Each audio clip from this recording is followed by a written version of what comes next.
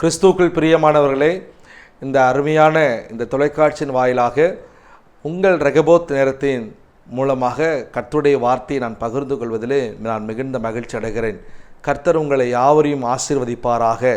இந்த புதிய மாதத்துக்குள்ளே நாம் பிரவேசித்திருக்கிறோம். 7 மாதங்களை கர்த்தர் நம்மளை அழகாக நேர்த்தியாக நம்மளை கடந்து வர பண்ணியிருக்கிறார். இந்த 8வது மாதத்திலே தேவனுடைய சமூகத்திலே தேவனுடைய மகிமைக்காக நாம் இந்த புதிய மாதத்துக்கு நுழைந்திருக்கிறோம். ஒவ்வொரு வாரம் சனிக்கிழமை மாலை 6 மணி முதல் 6:30 வரைக்கும் உங்கள் ரெகபோத் நேரத்தின் வாயிலாக கர்த்தருடைய வார்த்தையை ரெகபோத் சுவிசேஷ சபை வியாசார்படியிலிருந்து நாங்கள் இங்கே பகிர்ந்து கொள்கிறோம். ஆகவே அநேகருக்கு இது பிரயோஜனமாக இருக்குது. நாங்கள் கிறிஸ்துவுக்குள்ளே நாங்கள் விசுவாசிக்கிறோம். இந்த நாளிலும் கர்த்தருடைய வார்த்தை தியானத்திற்காக யாத்திராகமம் 3ஆம் அதிகாரம் 21ஆம் வசனம். யாத்திராகமம் 3ஆம் அதிகாரம் 21ஆம் வசனம் இப்படியாய் சொல்லுகிறது: அப்பொழுது இந்த ஜனங்களுக்கு எகிப்தியரின் கண்களில் தயவு கிடைக்க பண்ணுவேன், நீங்கள் போகும் பொழுது வெறுமையாய் போவதில்லை. ஹல்லேலூயா! ஆண்டவராகிய கர்த்தர் இந்த வார்த்தையை பேசியிருக்கிறார். நீங்கள் போகும் பொழுது வெறுமையாய் போவதில்லை. இந்த புதிய மாதத்துக்குள்ளே நீங்கள் தேவனுடைய சமூகத்திலே நீங்கள் நுழைந்திருக்கிற நீங்கள் வெறுமையாய் போவதில்லை. இந்த மாதத்திலே நீங்கள் வெறுமையாய் இருப்பதில்லை.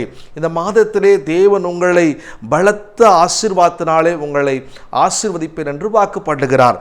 அப்பொழுது இந்த ஜனங்களுக்கு எகிப்தியர் கண்களில் தயவு கிடைக்க பண்ணுவேன்.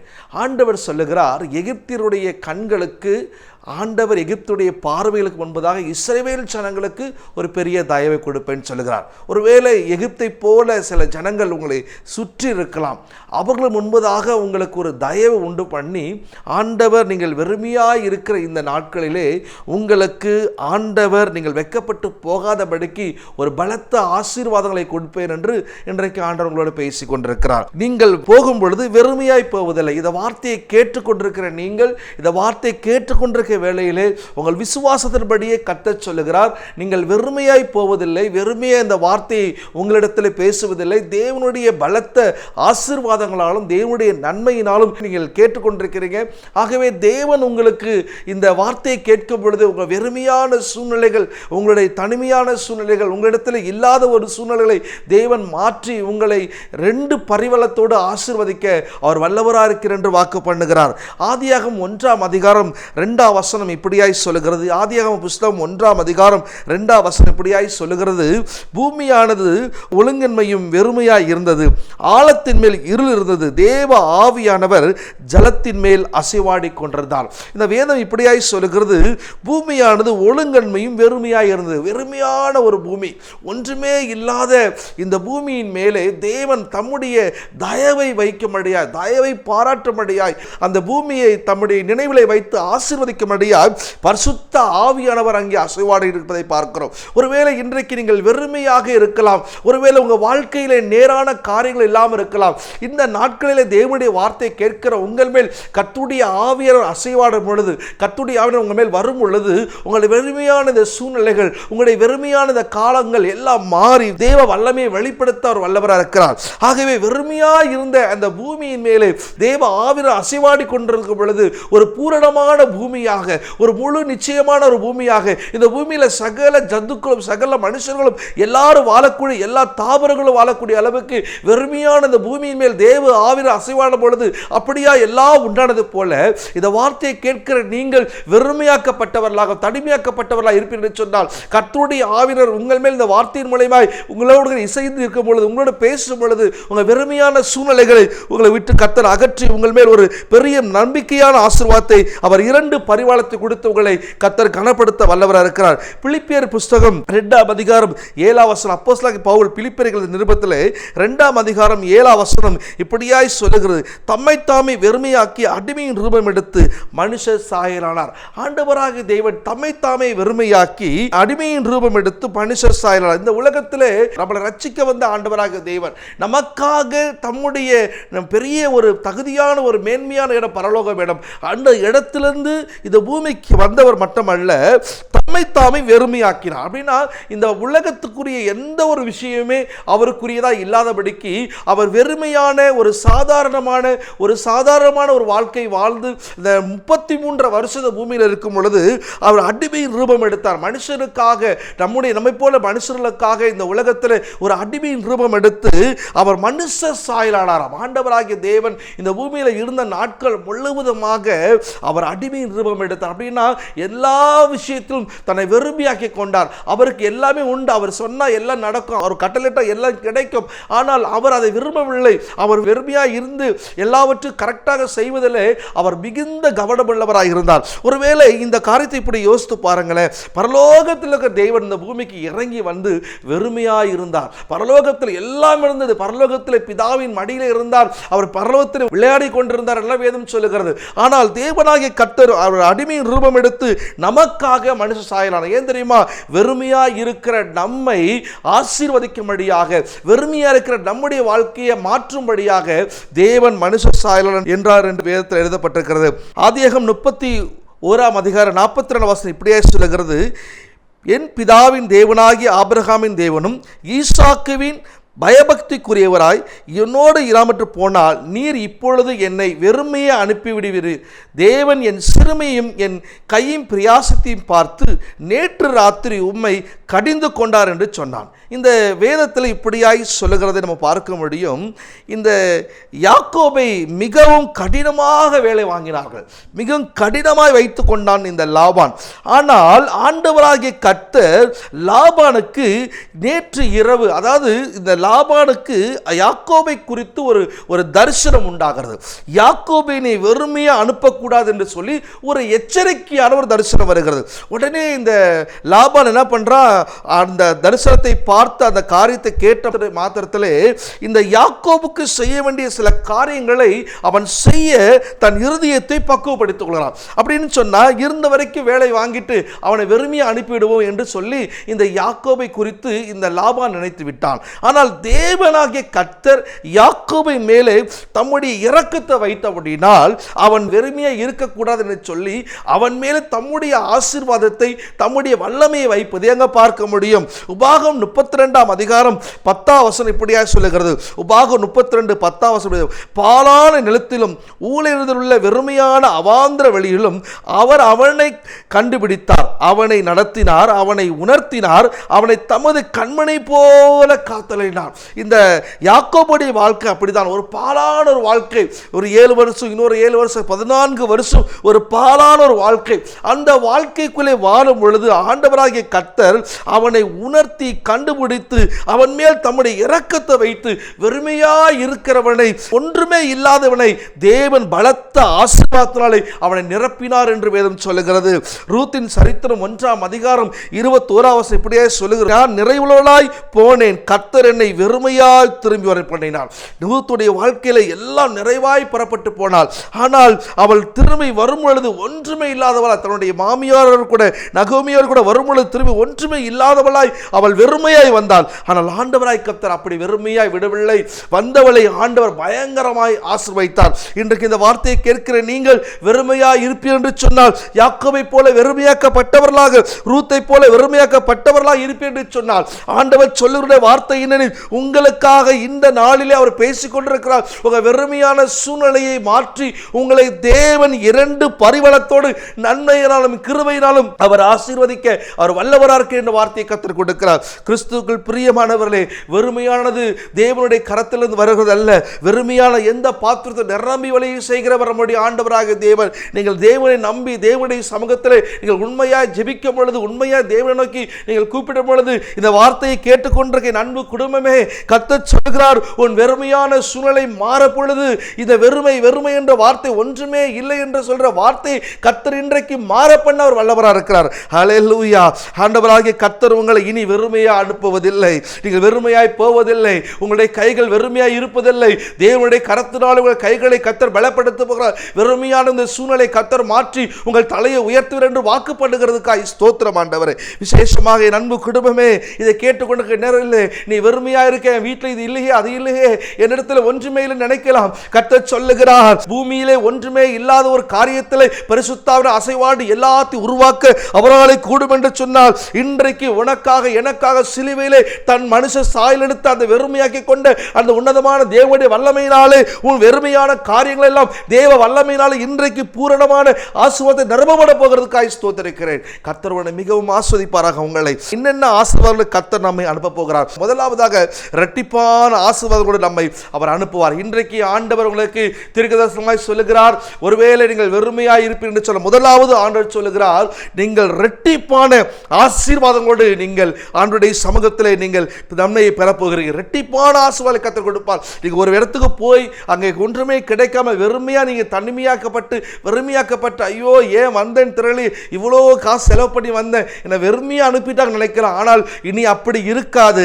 ஆண்டவர் உங்களை இனி அங்கிருந்து புறப்பட பண்ணும் பொழுது நீங்க போகிற காரியத்திலே ஒரு இரட்டிப்பான நன்மையை கொடுப்பேன் என்று ஆண்டவர் வாக்கு பண்ணுகிறார். ஆதியாகமம் புஸ்தகம் 32 அதிகாரம் 9 10 இப்படியாய் சொல்லுகிறது. ஆதியாகமம் 32 அதிகாரம் 9 10 பின்பு யாக்கோப்பு தன் தகப்பனாகிய ஆபிரகாமின் தேவனும் என் தகப்பனாகிய ஈசாக்கின் தேவனுமாய் இருக்கிறவரே, உன் தேசத்துக்கும் இனத்தண்டத்திற்கும் திரும்பி போ, உனக்கு நன்மை செய்வேன் என்று உன்னுடனே சொல்லியிருக்கிறேன் என்று கர்த்தர் சொன்னார். அடியனுக்கு தேவனை காண்பித்த எல்லா தயவுக்கும் எல்லா சத்தியத்துக்கும் நான் எவ்வளவேனும் பாத்திரம் நல்ல, நான் கோலும் கையுமாய் இந்த யோர்தானை கடந்து போனேன், இப்பொழுது இவ்விரண்டு பரிவாரங்களையும் உடையவனானேன். ஹல்லேலூயா. வெறுமையாக ஆண்டவர் சொல்றாரு, ஆண்டவருடைய நாமம் மகிமைப்படுவதாக. ஆபிரகாமின் தேவனும் ஈசாக்கின் தேவனுமாய் என்னுடைய தகப்பனாகிய தேவன் எனக்கு பேசின வார்த்தையின்படி நான் இங்கிருந்து புறப்பட்டு போனேன். ஆனால் தேவன் எனக்கு தயவு செய்து உம்முடைய சத்தியத்துக்குள்ளாக நடத்தினபடியினாலே இந்த இரண்டு பரிவாரம் எனக்கு எவ்வளவேனும் தகுதியற்றது, நான் தகுதி உடையவன் அல்ல என்று சொல்லி அவன் தேவனிடத்தில் சொல்வதை பார்க்க முடியும். கிறிஸ்துக்கு பிரியமானவர்களே, ஆண்டவராகிய தேவன் யாக்கோபை வெறுமையாய் புறப்பட பண்ணினார். லாபான் ஒன்றுமே கொடுக்கவில்லை, ஆனால் வெறுமையாய் புறப்பட்டு போய்விட்டான், எல்லாவற்றையும் இழந்து போய்விட்டான். ஆனாலும் மறுபடியும் அவனுடைய இனத்தை சந்திக்கும் பொழுது, அவருடைய உறவை சந்திக்கும் பொழுது ஆண்டவர் எவ்வளவாய் அவனை ஆசீர்வதித்தார் என்று பார்க்கும் பொழுது வேதம் சொல்லுகிறது, இரண்டு பரிவாரம் உடையவனாக, இரண்டு நன்மைகள் உடையவனாக அவனிடத்தில் எல்லா சம்பத்துகள் பெருகியிருந்தது, ஆட்கள் பெருகியிருந்தார்கள், எல்லாரும் பெருகியிருந்தார்கள். அதை பார்க்கும் பொழுது எல்லாரும் பயப்படும்படியாக இரண்டு பரிவாளங்கள் கர்த்தர் கொடுத்தார். வெறும் கோலும் கையமாய் புறப்பட்டு போனவனை கர்த்தர் இரண்டு பரிவாளத்தோடு ஆசீர்வதிப்பென்று சொன்னார். இன்றைக்கு ஒன்றுமே இல்லாத சூழ்நிலை நீங்கள் அமர்ந்த இந்த வார்த்தையை கேட்கிற வேளையிலே கர்த்தருடைய வல்லமை இறங்கி கொண்டிருக்கிறது. நிச்சயமாக கர்த்தர் உங்களை ஆசீர்வதிப்பென்று என்று வாக்கு பண்ணுகிறார். சகரியாவின் புஸ்தகம் 9 அதிகாரம் 12 இப்படியாய் சொல்லுகிறது. சகரியா 9 அதிகாரம் 12 இரட்டிப்பான நன்மையை தருவேன், அது இன்றைக்கே தருவேன் என்று சொன்னார். இரட்டிப்பான நன்மை உங்க வாழ்க்கையிலே எல்லாவற்றையும் இரட்டிப்பாய் கர்த்தர் கொடுப்பார். ஒருவேளை நீங்கள் இதுவரைக்கும் ஆண்டவருடைய சமூகத்தில் வந்து ஜெபித்து நீங்கள் கேட்ட காரியங்கள் எல்லா வெறுமையா போயிடுச்சே, ஒன்றுமே நினைக்கலாம். இரண்டு பரிவாளத்தில் புறப்பட்டு பண்ணின அந்த தேவனுடைய வல்லமை சொல்லுகிறது, இரட்டிப்பான நன்மைகளை கர்த்தர் கொடுப்பாராம். யாக்கோபுக்கு கொடுப்பார் என்று சொன்னார், உங்களுக்கு கொடுக்க மாட்டாரா? நீங்கள் ஆண்டவரை விசுவாசிக்கிற விசுவாசம் எவ்வளவா இருக்கிறதோ அதன்படியே தேவன் உங்களுக்கு மிகவும் திரளான ஆசீர்வாதத்தை கொடுக்கும்படிக்கு அவர் இரட்டிப்பான நன்மைகளை கொடுக்க அவர் வல்லவராக இருக்கிறார். இரண்டாவதாக ஒரு ஆசீர்வாதத்தை கர்த்தர் உங்களுக்கு அனுப்ப போகிறார். ஆவிக்குரிய சகல ஆசீர்வாதங்களை நம்மை அனுப்புவார். முதலாவது இரட்டிப்பான ஆசீர்வாதங்களை நம்மை அனுப்புவார். இரண்டாவது ஆவிக்குரிய சகல ஆசீர்வாதங்களை நம்மை அனுப்புவார். கிறிஸ்துவுக்குள் பிரியமானவர்களே, ஆவிக்குரிய ஆசீர்வாதம் மிக முக்கியமானது. இந்த யாக்கோபை பார்க்கும் பொழுது உலகத்தில் இருக்க அத்தனை சம்பத்துக்களும் வேலையாட்கள் எல்லாரையும் கொடுத்து அன்று ஆசீர்வதித்தார். இன்றைக்கு நாம் மிக கவனமாய் நம்ம பெற வேண்டிய ஒரு ஆசீர்வாதம். சபைக்கு போகிறோம், சர்ச்சுக்குள்ள போகிறோம், அல்லது ஒரு கூட்டத்துக்கு போகிறோம், ஒரு சிறு ஜபத்தை நடத்துறோம் அப்படின்னு சொன்னால் அங்கே நம்ம வெறுமையா வந்த மாதிரி ஒரு ஃபீல் வரும். நமக்கு ஏதோ நம்ம ஒன்றுமே புரியல, ஒன்றுமே நமக்கு அங்கே ஆவிக்குரிய காரியங்களை ஒன்றுமே இல்லை, நமக்கு அங்கே ஒரு திருப்தி இல்லை, நம்ம கேட்ட மாதிரி இல்லை அப்படின்னு நீங்கள் நினைப்பீங்கன்னு சொன்னால் இன்றைக்கு ஆண்டவர் சொல்றாரு, ஆவிக்குரிய சகல ஆசீர்வாதங்களோடு கூட நம்மை அனுப்புவார். இன்றைக்கு நீங்கள் இந்த வார்த்தையை கேட்கும் பொழுது ஆவிக்குரிய வரங்களினாலே உங்களை ஆண்டவர் நடத்துவார். அநேகர் சொல்வாங்க, நான் ரட்சிக்கப்பட்டு இத்தனை வருஷம் ஆயிடுச்சு, இன்னும் எனக்கு அபிஷேகம் இல்லை, இன்னும் எனக்கு அந்த ஆவிக்குரிய வரங்கள் இல்லை, கனிகள் இல்லை என்று சொல்லுகிறதை பார்ப்பது உண்டு. ஆனால் இன்றைக்கு நீங்கள் இந்த வார்த்தை கேட்கும் பொழுது கர்த்தர் சொல்லுகிறார், ஆவிக்குரிய ஆசீர்வாதங்களை உங்கள் உங்களுக்கு கர்த்தர் இந்த செய்தியின் வாயிலாகவே உங்களோடு கூட பேசிக்கொண்டிருக்கிற நேரத்தில் அந்த வார்த்தையின்படியே கர்த்தர் உங்களுக்கு ஆவிக்குரிய ஆசீர்வாதங்களை அவர் அனுப்ப வல்லவராக இருக்கிறார். அப்போஸ்தலனாகிய பவுல் எபேசு எழுதின நிருபம் 1 அதிகாரம் 3 வசனம் இப்படியாய் சொல்லுகிறது. 1 அதிகாரம் 3 அவர் கிறிஸ்துவுக்குள் உன்னதங்களிலே ஆவிக்குரிய சகல ஆசீர்வாதத்தினால் நம்மை ஆசீர்வதிக்கிறார். அவர் கிறிஸ்துவுக்குள் உன்னதங்களிலே ஆவிக்குரிய சகல ஆசீர்வாதங்களும் நம்மை ஆசீர்வதிக்கிறார். ஆண்டவருடைய அந்த மேன்மையான கரம் என்ன தெரியுமா? நம்ம எல்லா கிறிஸ்துவுக்குள்ளே இருக்க இருக்க, கிறிஸ்துவனுடைய வார்த்தைக்குள்ளே பலப்பட, கிறிஸ்துவனுடைய சமூகத்தில் நம்ம எல்லாரும் ஒன்றிணைக்கப்படும் பொழுது உன்னதமான தேவனுடைய ஆவிக்குரிய வரங்கள், உன்னதமான தேவ சமூகத்தில் வருகிற நன்மைகளை நாம் பரிபூர்ணமாய் பெற முடியும் என்று வேதம் சொல்லுகிறது. இந்த அப்போஸ்தலனாகிய பவுல் எபேசுக்கு எழுதும் பொழுது இந்த வார்த்தையை மிக கவனமாய் பார்க்கும். உன்னதங்களிலே ஆவிக்குரிய சகல ஆசீர்வாதம் அப்படின்னா, இந்த ஆவிக்குரிய ஆசீர்வாதம் என்பது எங்கேருந்து வரும்னா, நீங்க நினைக்கிற மாதிரி இங்க இருந்து வரும், அவங்க கிட்ட வரும், இவங்க கிட்ட வரும், இல்ல அந்த இடத்துக்கு அந்த கூட்டத்துக்கு போனா வரும், இல்ல அந்த ஜபத்துக்கு போனா, நீங்க எங்க போனாலும் வர வேண்டிய ஒரு இடம் உன்னதத்திலிருந்து தான் வரணும். அந்த உன்னதத்திலிருந்து வரும் பொழுது தேவனுடைய வல்லமை உங்களை நிரப்பும் பொழுது, ஆவிக்குரிய ஆசீர்வாதங்கள் உங்கள் மேலே பெருகும் பொழுது ஒரு பெரிய மேன்மையை நீங்கள் பெறுவீர்கள். ஆண்டவராகிய தேவனாகிய இயேசு கிறிஸ்து பூமியில் வெளிப்படுவதற்கு ஆண்டவர் மரியாளை தெரிந்து கொண்டார். இந்த மரியாதை தெரிந்து கொண்ட பொழுது மரியாள் சொன்னார், புருஷனை அறியேனே என்று சொல்லும் பொழுது உன்னதத்திலிருந்து உன்மேல் ஒரு ஆவி ஊற்றப்படும் என்று அங்கே தூதன் சொல்வதை பார்க்க முடியும். அப்படின்னா ஒன்றுமே இல்லாத அந்த மரியாளுடைய வாழ்க்கையிலே, அது நடக்காது என்று சொல்கிற ஒரு மரியாளுடைய வாழ்க்கையிலே உன்னதத்திலிருந்து ஒரு ஆவியானவர் ஊற்றப்படும் பொழுது ஒரு பயங்கரமான நன்மை பெறுவார் என்று சொன்னால், இந்த வார்த்தையை கேட்கிற நீங்கள் ஆவிக்குரிய வரங்களினாலே நிரப்பப்படுவதற்கும் ஆவிக்குரிய விஷயங்களை நீங்கள் பரிபூர்ணமாய் பெறுவதற்கும் கர்த்தர் சொல்கிறது என்னவெனில், உன்னதத்துக்குரிய ஆவிக்குரிய ஆசீர்வாதங்களை கர்த்தர் கொடுப்பாராக. அல்லேலூயா. முதலாவதாக இரட்டிப்பான ஆசீர்வாதங்களோடு உங்களை அனுப்புவார். இரண்டாவது ஆவிக்குரிய ஆசீர்வாதத்தோடு அனுப்புவார். இனி ஆவிக்குரிய ஆசீர்வாதங்கள் உங்களிடத்தில் பெருகி இருக்க வேண்டும். இந்த 7 மாதங்கள் எப்படி இருந்து தெரியல, இந்த 8வது மாதத்தில் நீங்கள் உன்னதமான ஆசீர்வாதமான ஆவிக்குரிய ஆசீர்வாதத்தில் நீங்கள் பெருகி இருக்கும் பொழுது உங்க வாழ்க்கையில் ஒரு பெரிய மாற்றங்களை நீங்கள் காண்பீர்கள், ஒரு பெரிய அதிசயத்தை நீங்கள் காண்பீங்க. உங்க இருதயத்துக்குள்ள தேவன் உங்களோடு கூட பேசுகிறதை உணர முடியும். ஏன்னா இந்த ஆசீர்வாதம் ஒன்று இருக்கும் என்று சொன்னால், உன்னதமான ஒரு ஆசீர்வாதம், அது ஆவிக்குரிய ஆசீர்வாதம் உங்களிடத்தில் இருக்கும் என்று சொன்னால், உங்களிடத்தில் பேசுறவங்க, பழகிறவங்க, ஜெபித்துக் கொள்ளுகிறவங்க, அல்லது நீங்கள் யாருக்காவது ஜெபித்தாலும் சரி, மற்றவங்களோடு கூட சேர்ந்து இணைந்து ஜெபித்தாலும் சரி, இந்த உன்னதமான ஆசீர்வாதம் இருக்கும் என்று சொன்னால், அந்த ஆவிக்குரிய ஆசை உங்களோட மட்டும் இருக்காது, அது மற்றவர்களுக்கும் போகும், மற்றவர்களும் பிரயோஜனம் பெறுவார்கள், மற்றவர்களும் தேவனுடைய நாமத்தை உயர்த்துவார்கள். ஹல்லேலூயா. கிறிஸ்துவுக்குள் பிரியமானவர்களே, ஆண்டவர் ஆவிக்குரிய சகல ஆசீர்வாதத்தினாலே உங்களை இன்றைக்கு ஆண்டவர் அனுப்புவேன் என்று அவர் சொல்லுகிறதுக்காய் ஸ்தோத்திரம். மூன்றாவது ஒரு காரியத்தை சொல்லி நான் முடிக்க விரும்புகிறேன். நிறைவான ஆசீர்வாதங்களோடு நம்மை அனுப்புவார். நிறைவான ஆசீர்வாதம். இன்னைக்கு நம்ம வாழ்க்கையில எவ்வளவு வந்தாலும் நிறைவு இருப்பதில்லை, எவ்வளவு வந்தாலும் நிறைவு இருப்பது. ஏன்னா நிறைவு என்பது எவ்வளவு கொடுத்தாலும் அது பூரணமா நம்ம போது நம்ம சொல்றது கிடையாது. ஏன்னா ஒரு பரிபூர்ணம் என்பது எந்த விஷயத்தில் நிறைவு இருக்கும் அப்படின்னா, நமக்கு இன்னும் வேணும், இன்னும் வேணும்ன்றத நமக்கு அது நிறைவா இருக்கு. ஆனால் வேதம் சொல்லுகிறது நிறைவான ஆசீர்வாதம் கொண்டு நம்மை அனுப்புவார். ரூத்தின் சரித்திரம் 2ஆம் அதிகாரம், ரூத்தின் சரித்திரம் 2ஆம் அதிகாரம் 12ஆம் வசனத்திலிருந்து 14ஆம் வசனம் வரைக்கும் நம்ம வாசிக்கும் பொழுது இப்படியாக வேதத்தை சொல்லுகிறது, இஸ்ரவேலின் தேவனாகிய கர்த்தருடைய சட்டையின் கீழ் அடைக்கலமாய் வந்த உனக்கு அவராலே நிறைவான பலன் கிடைப்பதாக. ஹல்லேலூயா.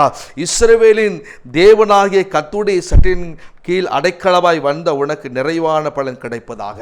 ஆண்டவருடைய சமூகத்தில் வந்த அத்தனை பேருக்கும் நிறைவான பலன் உண்டு. ஹல்லேலூயா. இன்றைக்கு ஆண்டவர் உங்களோடு பேசி கொண்டிருக்கிறார்.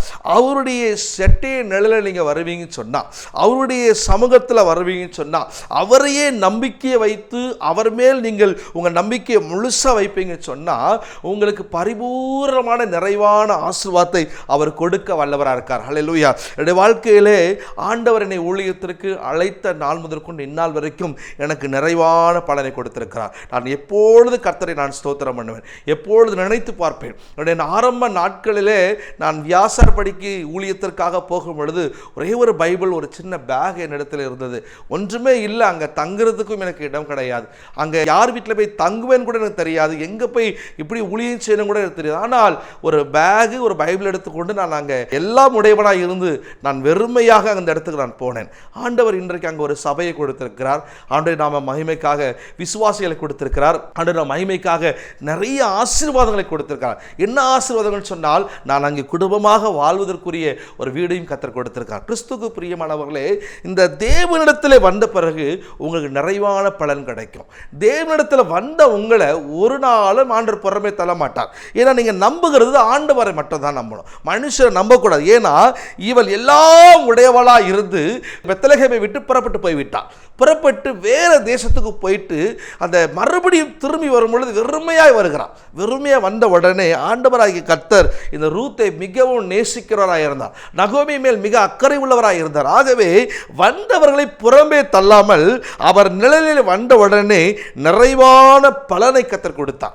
இன்றைக்கு அவருடைய சமூகத்தில் வருகிற நீங்கள், அவருடைய பாதத்தில் வருகிற நீங்கள் நிறைவான பலனை பெறுவீர்கள். அல்லேலூயா. அந்த நிறைவான பலன் உங்களுக்கு பூரணமாய் கிடைக்கும் என்பதில் சந்தேகமில்லை. அது மாத்திரமல்ல, அந்த 14 வசனம் இப்படியாய் சொல்லுகிறது, அவளுக்கு வறுத்த கோதுமையை கொடுத்தான், அவளுக்கு வறுத்த கோதுமை கொடுத்தான், அவள் சாப்பிட்டு திருப்தி அடைந்து மீந்ததை வைத்துக் கொண்டாள் என்று வேதம் சொல்லுகிறது. கிறிஸ்துவுக்குள் பிரியமானவர்களே, இந்த போவாஸ் என்கின்ற ஒரு மனுஷன் நிறைய கோதுமை இதுவரைக்கும் பொறுக்கிட்டே இருந்தா, கோதுமையெல்லாம் கோதுமை மணிகளெல்லாம் பொறுக்கிட்டு இருந்தா, இப்போ வறுத்த கோதுமையை அளவில்லாமல் கொடுத்து விடுகிறான். கொடுத்து விட்டது மட்டும் இல்லை, தானும் சாப்பிட்டு தன் மாமியாரும் சாப்பிட்டு மீந்ததை வைத்துக் கொண்டார் என்று வேதம் சொல்லுகிறது. மீந்ததை வைத்துக் கொண்டார் என்று சொன்னால் என்ன? ஆண்டவர் கொடுக்கிற நிறைவான பலன் என்னன்னா, உங்களுக்கு மிச்சம் மீறும்படியாக, உங்களுக்கு மீதம் எடுக்கும்படியாக, மற்றவர்களுக்கு கொடுக்கும்படியாக, அல்லது உங்களுக்கு நாளை தினத்துக்கு பிரோஜனத்துக்காக நீங்கள் வைத்துக் கொள்ளும்படியாக ஒரு நிறைவான பலனை கர்த்தர் கொடுக்க வல்லவராக இருக்கிறார். கிறிஸ்துவுக்குள் பிரியமானவர்களே, அவர் உங்களுக்கு இன்றைக்கு நிறைவான ஆசீர்வாதத்தோடு கூட உங்களை அனுப்புவாராக. இந்த வார்த்தையை கேட்கும் பொழுது உங்க வாழ்க்கையில் இருக்கிற எல்லா குறைகளும் மாறப்போகிறது. அவர் நிறைவான ஆசீர்வாதத்தோடு உங்களை அனுப்ப அவர் சித்தம் கொண்டவராக இருக்கிறார். உங்களுடைய எல்லா சூழ்நிலை கர்த்தர் மாற்ற வல்லவராக இருக்கிறார். நீங்கள் தேவனிடத்தில் வேண்டி ஜெபிக்கிற காரியங்களுக்கு கர்த்தர் பலன் கொடுக்க விரும்புகிறார். ஆகவே அவர் சொல்லுகிறது, நீங்கள் வெறுமையாய் இனி போவதில்லை. எந்த விஷயத்திலும் நீங்க வெறுமையா இருக்க மாட்டீங்க. இது இல்லை அப்படின்னு நீங்க சொல்லும் பொழுது ஆண்டவருடைய சம்மதம், ஆண்டவரே எனக்கு இது இல்லை, ஆண்டவரே இந்த காரியம் எனக்கு வேணும், இந்த பொருள் எனக்கு வேணும், இந்த விஷயத்தில் நான் உயர்த்தணும் என்று கேட்டு பாருங்களேன், ஆண்டவர் நிச்சயமாக கொடுப்பார். ஏன்னா அவரால் எல்லாம் முடியும். இந்த ரூத்தும் நகோமியும் எல்லாத்தையும் இழந்து வரும் பொழுது அவர் செட்ட நிலையில் வந்தா உடனே ஆண்டவர் அவர்களை அதிகமாய் ஆசீர்வதித்து விட்டார். நிறைவு அங்கிருந்து எல்லாரையும் பார்க்கிலும் அவர்களுக்கு கொடுத்த நிறைவு மீதம் வைத்து கொண்ட போல உங்களையும் ஆண்டவர் ஆசீர்வதிப்பார். கிறிஸ்துவுக்கு பிரியமானவர்களே, இன்று முதல் கர்த்தர் உங்களுடைய புதிய மாதத்தில் பேசுகிறார். இந்த நாளில் உங்களுக்கு வாக்குப்படுகிற முதலாவது இரட்டிப்பான ஆசீர்வாதங்களோடு உங்களை அனுப்புவார். இரண்டாவதாக ஆண்டவர் சொல்றார், ஆவிக்குரிய ஆசீர்வாதங்களை அனுப்புவார். மூன்றாவதாக நிறைவான ஆசீர்வாதங்களை கர்த்தர் அனுப்புவார். இந்த வார்த்தையின் மூலமாக உங்களை கர்த்தர் ஆசீர்வதிப்பாராக. நானும் ஒரு நிறைவில்லாத மனுஷனாக, எல்லாத்திலும் ஒரு குறைவுள்ளவனாக இருந்தேன். ஆனால் ஆண்டவர், நான் நங்கநல்லூரில் பிறந்து அங்கே வளர்ந்து நான் வியாசார்படிக்குள்ளே போய் ஊழியம் செய்யும் பொழுது ஒன்றுமே இல்லாமல் தான் போனேன். ஆனால் இன்றைக்கு ஆண்டவருடைய தயவுனாலே, அவருடைய கிருபையினாலே ஊழியம் செய்யும்படி ஆண்டவர் மிகுந்த நன்மைகளை கொடுத்திருக்கிறார். ஏன் இந்த சாட்சியை நான் உங்களுக்கு சொல்லுவேன்னு சொன்னால், என்னுடைய வாழ்க்கையில் தேவன் தினந்தோறும் செய்கிற அந்த நிறைவை நான் ஒவ்வொரு நாளும் நான் டேஸ்ட் பண்ணுவேன். இரவு தூங்குவதற்குள்ளாக காலையிலிருந்து என்னெல்லாம் என் வாழ்க்கையில் அவர் செய்தார், என்னெல்லாம் பண்ணியிருக்கிறார், எப்படியெல்லாம் நம்ம நடத்தப்பட்டிருக்கோம் அப்படின்னு சொல்லி நன்றி சொல்லுவோம் ஆண்டவருக்கு. இந்த ஏதை சொல்கிற நீங்கள் ஒவ்வொரு நாளும் நீங்கள் அப்படி நன்றி சொல்லலாம் இருக்க வேண்டும். ஆண்டவர் இது வரைக்கும் உங்களை எந்த இடத்துல நீங்கள் வெறுமையாக போனீங்களோ, வெறுமையாக இருந்தீங்களோ, இனி அப்படி இருக்க மாட்டீங்க. இனி நீங்கள் அப்படி போவதும் கிடையாது. நீங்கள் ஆசீர்வதிக்கப்படுவீங்க, நீங்கள் நன்மையை பெறுவீங்க.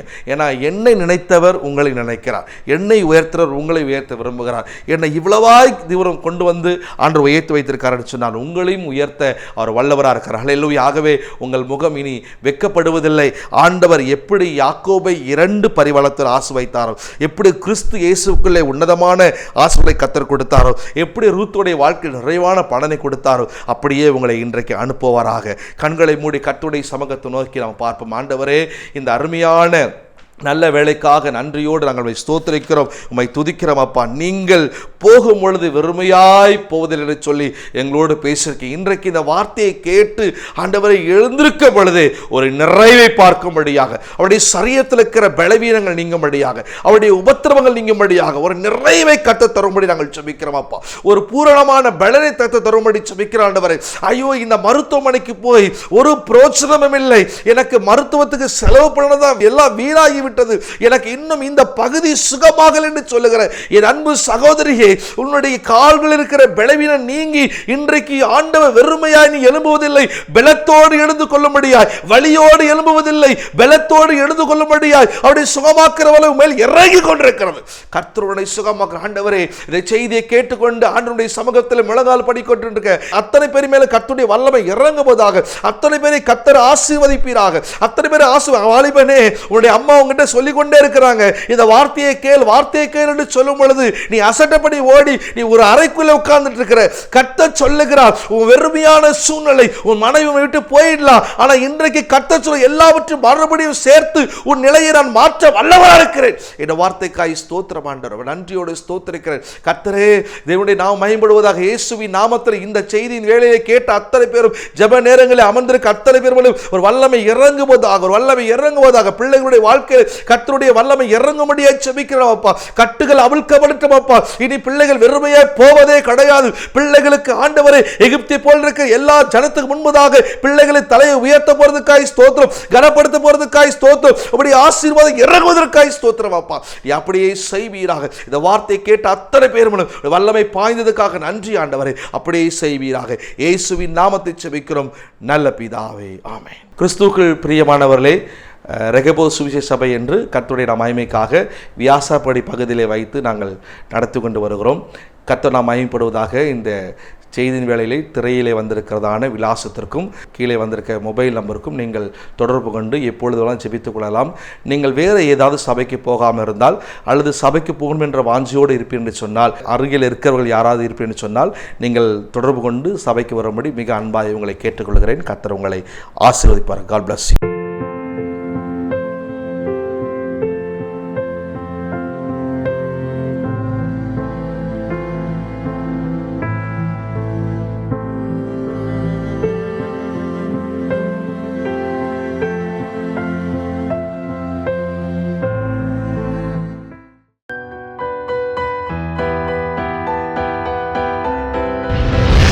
கர்த்தர் உங்களை ஆசீர்வதிப்பாராக.